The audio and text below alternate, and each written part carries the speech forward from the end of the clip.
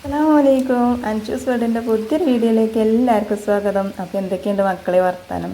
എല്ലാവർക്കും സുഖമാണല്ലോ അല്ലേ? അൽഹംദുലില്ലാ, നമുക്കും സുഖമാണ് കേട്ടോ. ഇത് 25ാമത്തെ നോൻപിൻ്റെ വിശേഷങ്ങളാണ് കേട്ടോ. ഇന്ന് 26ാമത്തെ നോൻപായി. ഇൻഷാ അല്ലാഹ് ഇനിയൊരു 3-4 നോൻപും കൂടിയൊക്കെ ഉണ്ടാവുമെന്ന് വിചാരിച്ചിട്ട് ഇതുവരെയുള്ള നോമ്പൊക്കെ റാത്തായി കഴിഞ്ഞു. ഇനിയില്ലേ 3-4 നോൻപും കൂടി റാത്തായി കഴിയട്ടെ. അപ്പോൾ നല്ല മയക്കോളുണ്ട് കേട്ടോ. മഴ അങ്ങനെ തൂങ്ങി നിൽക്കുന്നുണ്ട്. ഇപ്പം പെജ്ജും എന്ന് വിചാരിച്ച് കണ്ട് അപ്പോൾ ഇതാക്കണേ ആ മഴ വന്ന മാതിരി പെയ്തില്ല മക്കളെ. നമ്മളെ കാറ്റുണ്ടല്ലോ, നല്ല കാറ്റുണ്ടായിനി. ആ കാറ്റാണ് കൊണ്ടുപോയിട്ടോ മഴനെ. ഇന്ന മഴ പെയ്തില്ലേന്ന് ചോദിച്ചാൽ ഒന്നിങ്ങോട്ട് പെയ്തു. നമുക്ക് ചൂടിനൊരു കുറവും കടന്നുറങ്ങാൻ സുഖത്തിനൊക്കെ വേണ്ടിയിട്ടൊരു മഴ പെയ്തു കേട്ടോ. പിന്നെ മഴയും കാറ്റും ഇങ്ങനെ നോക്കി ഇന്നോട് കാര്യമുണ്ടോ? ഇല്ലല്ലോ. എന്തെങ്കിലുമൊക്കെ തുറക്കാനാകുമ്പോഴത്തേന് തട്ടിക്കൂട്ടണ്ടേ. അപ്പം നമ്മൾ മണ്ടിപ്പോന്ന് കേട്ടോ നമ്മളെ അടുക്കളയിലേക്ക്. അപ്പോൾ കുറച്ച് കോഴി ഉണ്ടായിന്. അത് ഞാൻ മുളകും പൊടി, മഞ്ഞൾപ്പൊടി, ഉപ്പും കുറച്ച് പിന്നെ നമ്മൾ അരിപ്പൊടി ഉണ്ടല്ലോ അതൊക്കെ പാടിട്ട് കുഴച്ച് വെച്ചിക്കണം കേട്ടോ.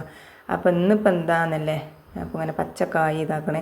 ഇന്ന് വെറുംചോറാണ് കേട്ടോ. ഇന്ന് നോമ്പുറക്കാൻ നമ്മൾ ഒറ്റക്കുള്ളൂ കേട്ടോ. സാധനം പള്ളിക്കൊക്കെ ആവും. മിന്നുട്ടിക്കാണെങ്കിൽ അവളെ ചെങ്ങാഴ്ചൻ്റെ അവിടെ നിന്ന് തുറവിയാണ് കേട്ടോ. അപ്പോൾ അങ്ങനെ പോവുകയാണ്. അപ്പോൾ പിന്നെ ഞാൻ വിചാരിച്ച് മെയിച്ചായിട്ട് ഇപ്പം ഞാനൊരു 10 ഇതൊന്നും ഉണ്ടാക്കണില്ല. അപ്പോൾ വെറുംചോറായാലും ഏറ്റവും നല്ലതാണ്. അപ്പം നമ്മൾ ഇന്നലത്തെ വീഡിയോയിൽ നമ്മൾ ബിരിയാണി വെച്ചു. ഇന്നിപ്പോൾ എന്നാൽ വെറുംചോറായിക്കോട്ടെ. ഇതാവുമ്പോൾ പള്ളറച്ച് തിന്നും ചേച്ചാ. അങ്ങനെ നമ്മളെ വാഴയ്ക്കൊക്കെ അരിഞ്ഞ് ഉപ്പും മുളകൊക്കെ ഇട്ട് തീ വെച്ചിക്കണേ. പിന്നെ കുറച്ച് തൈര് ഉണ്ടായിനി. ആ തൈര് നമുക്ക് കാച്ചും ചെയ്യാം.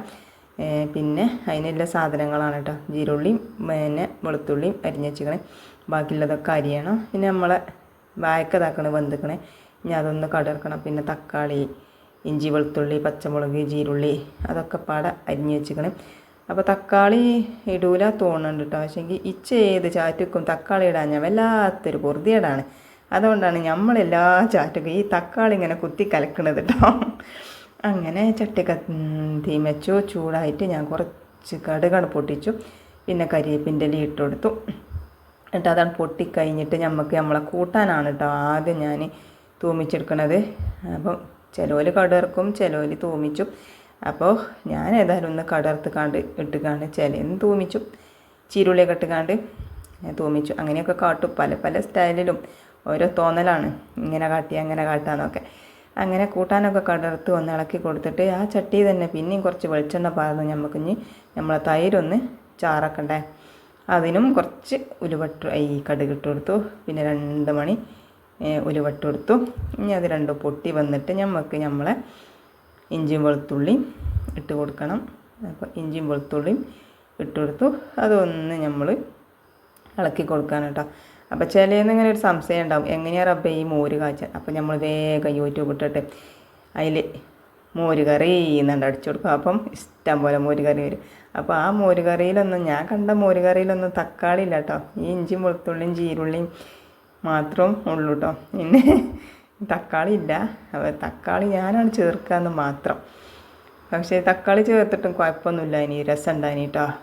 എന്നതാക്കണേ നമ്മളെ തൈരൊക്കെ നല്ലോണം ഒന്ന് ഉടച്ച് പാർന്ന് പിന്നെ കുറച്ചുകൂടി വെള്ളം പാർന്നിക്കണം കേട്ടോ.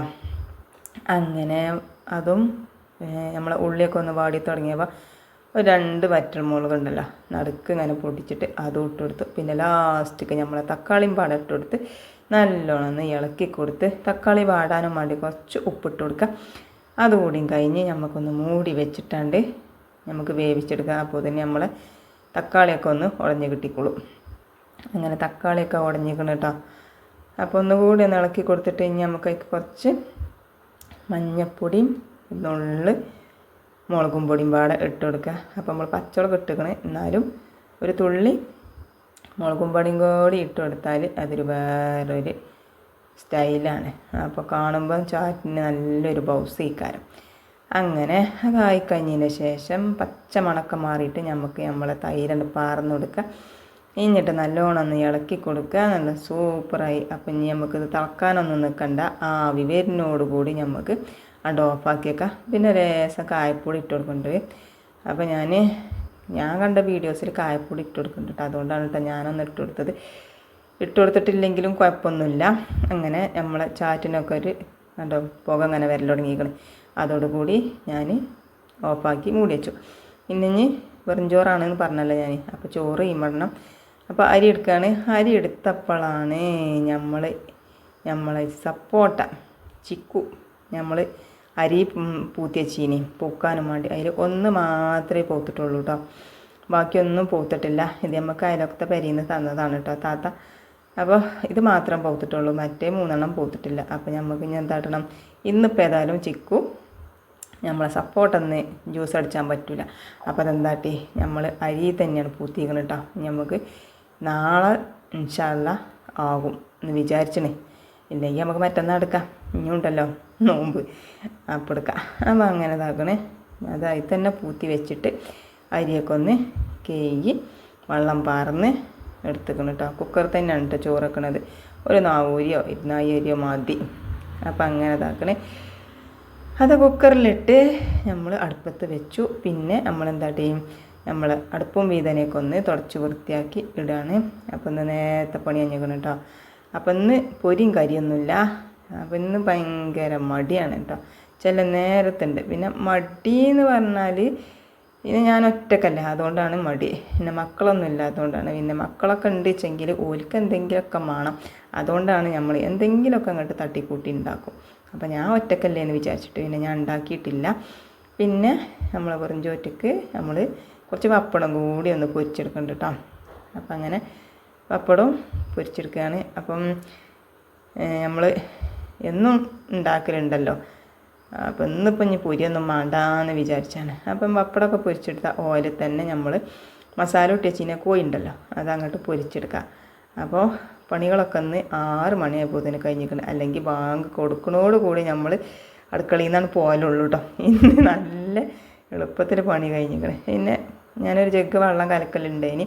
അപ്പം ഇനി ഒരു ജഗ് വെള്ളമൊന്നും വേണ്ട, ഒരു പാട്ടിയിൽ നമ്മൾ കുറച്ച് നാരങ്ങളിലാണ് കലക്കിയെടുക്കണത്.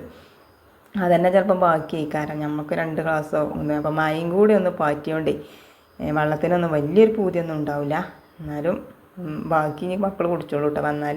പിന്നെ നമ്മൾ ഇന്നലെ മീൻ ബിരിയാണി വെച്ച് കഴിഞ്ഞാലോ, ആ മീൻ ബിരിയാണീൻ്റെ കുറച്ച് മസാല ബാക്കിയുണ്ട്. അതും കൂടി ഒന്ന് നമുക്ക് ചൂടാക്കി എടുക്കണം. അപ്പോൾ തന്നെ നമ്മളെ കോഴി ഇതാക്കണം, ഉസാറായിട്ട് പൊരിഞ്ഞ് വന്നിക്കണം കേട്ടോ. നമ്മൾ അരിപ്പൊടി ഇട്ട് കണ്ടൊന്ന് കോഴി പൊരിച്ച് വെക്കേണ്ടി നല്ല രസമാണ് കേട്ടോ. നല്ലൊരു മയമാണ് ആ കോഴിക്ക്. അങ്ങനെ ആ മസാല ഞാനൊന്ന് അടുപ്പത്ത് വെച്ചിക്കണേ. പിന്നെ നോക്കുമ്പോൾ ചോറൊക്കെ വെന്തിക്കണേ. അതൊന്ന് ഊറ്റി നമുക്ക് ഗ്യാസ് റൂളാണ് കേട്ടോ ഇട്ട് കൊടുക്കുന്നത്. അങ്ങനെ ചോറിങ്ങനെ ഓരോ കൊട്ടക്കയിൽ നമുക്ക് ഊറ്റി വെക്കാം. അപ്പോൾ ഞാൻ വെന്തിക്കണോ എന്നൊക്കെ ഒന്ന് നോക്കുകയാണ്. വെന്തിക്കണേ. പിന്നെ ഇന്നലത്തെ മീനിൻ്റെ 2 തല ഉണ്ടേനി. കാണുമ്പം തിന്നണം എന്നൊക്കെ തോന്നും. പക്ഷെങ്കിൽ നോമ്പ് തുറന്ന് കഴിഞ്ഞപ്പോൾ പിന്നെ തലക്കൊന്നും ആവശ്യം വന്നില്ല. അപ്പോൾ ഞാനതവിടെ വെച്ചിന് കേട്ടോ. അപ്പോൾ ഇന്ന് ഞാൻ ആ മസാലയും കൂടെ ഇട്ട് ഒരു തുള്ളി വെള്ളം ഊറ്റിച്ചിട്ട് ഒന്ന് ചൂടാക്കി എടുക്കാമെന്ന് വിചാരിച്ച്, ഇന്നെടുക്കാമല്ലോ എന്ന് വിചാരിച്ച് കണ്ട് അങ്ങനെ ചോറൊക്കെ നമ്മൾ ഗ്യാസ് റോൾക്കൊക്കെ അങ്ങനെ ഊറ്റിയിടുകയാണ് കേട്ടോ.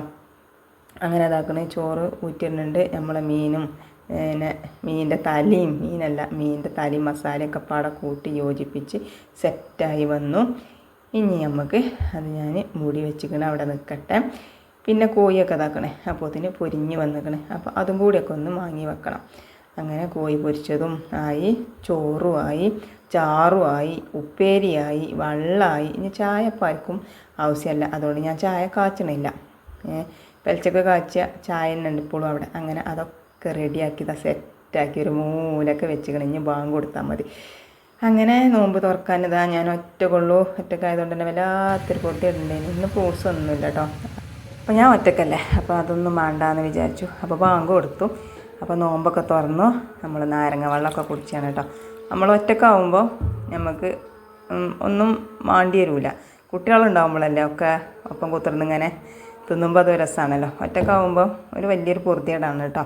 പിന്നെ ചെങ്ങാഴ്ച വിളിച്ചപ്പോൾ പോകാതെക്കാനും വെച്ചാൽ സൈനിട്ട് പിന്നെ ആ നേരായ ആ പള്ളിക്കൊക്കെ മണ്ടു കേട്ടോ. പിന്നെ ഞാൻ ഒന്ന് പോകണ്ടെന്നൊന്നും പറഞ്ഞില്ല. അപ്പം പോട്ടെ എന്ന് വിചാരിച്ച് അങ്ങനെ ഇതാക്കണേ. പിന്നെ കൊണ്ടിക്കന്നൊക്കെ വന്ന് ഞങ്ങൾ രണ്ടാളും ചോറ് കഴിച്ചാണ് കേട്ടോ. ഞാനും സൈനിട്ടാനും ചോറ് കഴിച്ചാണ്. അതിൻ്റെ മക്കളെ ഇന്നത്തെ നോമ്പ് തറ ഇതായാണ്ടല്ല നല്ലോണം പള്ളറച്ച് ചോറും വേവിച്ച.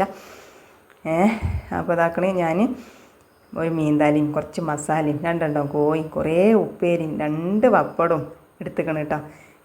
എന്താ ഇന്നത്തെ ഒരു നോമ്പ് തൂറാന്നറിയാം. ഇത് കണ്ടപ്പോൾ തന്നെ ഉണ്ടല്ലോ നമുക്ക് മനസ്സും നിറഞ്ഞ് പള്ളയും നിറഞ്ഞ് വെച്ചിടീൻ്റെ മുന്നേ തന്നെ കേട്ടോ. അപ്പം ബിരിയാണി നെയ്ച്ചോറൊക്കെ നമുക്ക് പള്ളക്കൊരുക്കാനാണ്. ഇതാകുമ്പോൾ നല്ല സുഖം.